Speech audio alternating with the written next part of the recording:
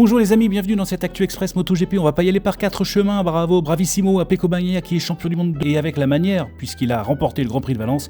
On ne peut que le féliciter pour son deuxième titre donc en MotoGP. Ça avait pourtant pas bien commencé ce week-end à Valence avec des essais plutôt bof, et puis surtout une course sprint remportée par Jorge Martin qui lui avait repris beaucoup de points. Il n'arrivait à la course qu'avec 14 points d'avance contre 21 au début du week-end.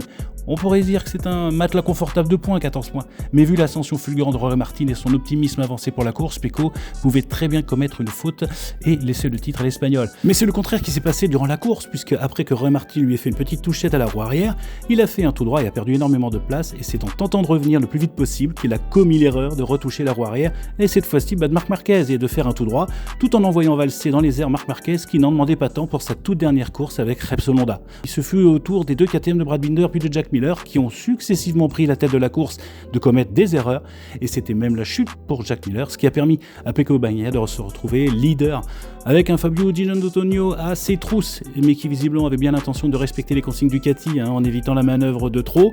Seulement Fabio Di Giannantonio a finalement été pénalisé de 3 secondes suite à une pression des pneus non conformes, ce qui fait que Johann Zarco, qui était 3e, devient 2e. Et Brad Binder, qui avait effectué une remontée agressive et incroyable après son erreur et la place qu'il a dû rendre à Maverick Viñales suite à cette manœuvre agressive, il finit finalement sur le podium, donc 3e. Bref, pour résumer, une course parfaite pour Pecco, c'était celle-là qu'il fallait ne surtout pas foirer, et il a réussi.